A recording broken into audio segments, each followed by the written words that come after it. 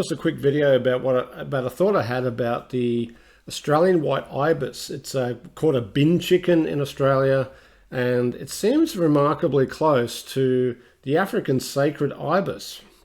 And I know there's a lot of talk about ancient Egypt in Australia and the Egyptian hieroglyphs. And I've got some other ideas about that sort of theme being more of a Phoenician theme. But anyway, I wanted to talk about that in a different video. Just as a quick one.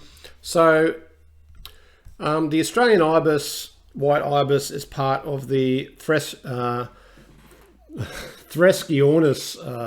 genus, which includes the African ibis. If you go through a few of these, this is an image of the African sacred ibis. There's some images here.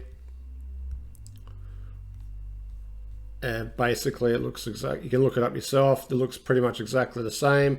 Black feathers at the back, the actual the beak size, the head, the blackness, and even the tips of the wings in flight is similar to the Australian ibis, almost down to very fine detail.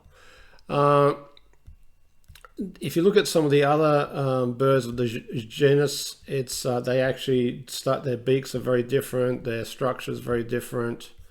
They're from around the world. They can look quite starkly different in this case.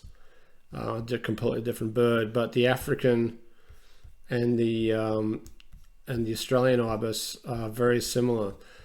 There's a note here saying that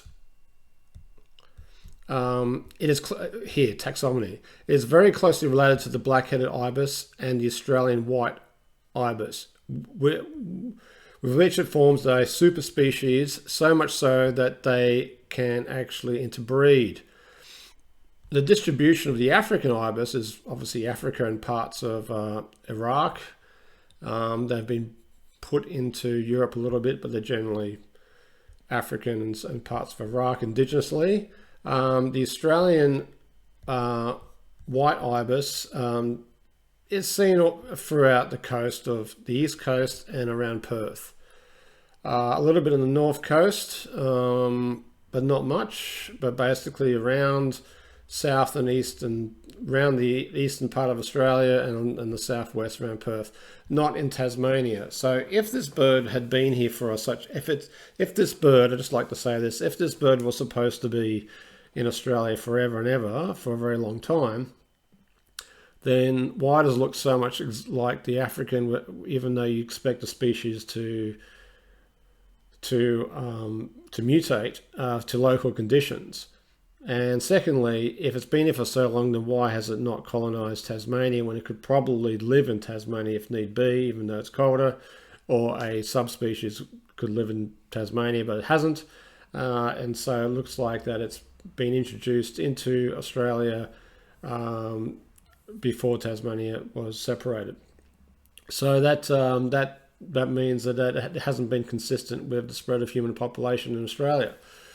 Just to clarify about the African sacred ibis, it is associated with Thoth, which is one of the principal Egyptian deities who has the head of a ibis and is very prominent in Egyptian religion, and